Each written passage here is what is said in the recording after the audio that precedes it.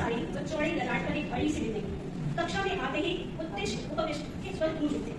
आप समझ ही गए होंगे, ये मेरी संस्कृत की शिक्षिका थी पारिका। बहुत ही सुसंस्कृत बाहरी आवरण से पूरी तरह अप्रभावित। वे केवल व्यक्ति की गुणों पर अपना ध्यान केंद्रित करते। उन्होंने कभी भी विषय की जटिलता पर हमें नहीं किया, बल्कि उसे सरल बनाने का प्रयास किया।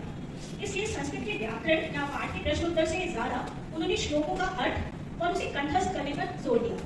उनका मानना था कि श्लोक कम शब्दों जीवन का वो अनूठा ज्ञान देते हैं जो पूरा जीवन जीने के बाद भी हम नहीं प्राप्त कर पाते। जैसे मिला पथ प्रदर्शक ये श्लोक जो उन्होंने मुझे कंठस्थ कराया था।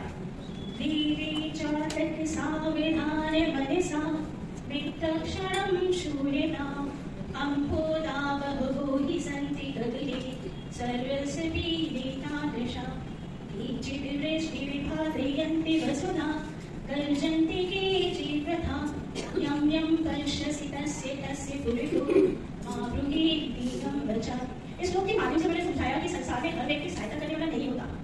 जैसे सभी बादल वर्षा नहीं करते, वैसे ही हर व्यक्ति आपकी पीड़ा नहीं समझ पाता। इसलिए अपनी व्यथा सबके सामने व्यक्त नहीं करनी चाहिए और सहायता उसी से मांगनी चाहिए जो वास्तव में आपकी सहायता करने का इच्छुक हो। दूसरा, उनकी कथनी और करनी में कभी अंतर नहीं था। वो हमेशा उन्हें सच बोलने के लिए प्रेरित करती थी। और इसी संदर्भ में मैं प्रसंग बताती हूँ आपको कि जनरली जब आफ्टर एग्जाम्स होने वाले होते थे, उससे पहले हमारे प्रिंसिपल सर नाम लेते थे और वो कक्षा में आके पूछते थे कि भाई कौन कौन से विषय के आपके कोर्स कितने कंप्लीट हुए हैं, नहीं हुए हैं। और हमारे टीचर्स हमको पहले ही बोल देते थे कि अगर सर आए तो आप कहते ना हो गया, कंप्लीट हो गया, और मैं कोर्स देखूंगा, नहीं तो एक्स्ट्रा क्लासेस लेके आपका कोर्स कंप्लीट कराऊंगा। तो हम मान लेते थे ठीक है। तो प्रिंसिपल सर आए और उन्होंने पूछा कि संस्कृत का कितना कोर्स बचा है, तो हमने कहा सर कंप्लीट है और संस्कृत की मैम क्लास में आई और उन्होंने बहुत नाराज हुए कि आपने झूठ क्यों बोला। मैं तो ऑलरेडी मतलब सर को बोल चुकी थी कि हमको एक्स्ट्रा क्लास दे दीजिए या कैसे भी मैं मैनेज करूंगी, आप लोगों ने बच्चे होकर झूठ क्यों बोला। तब उन्होंने बताया कि हमको ऐसा बोला जाता था।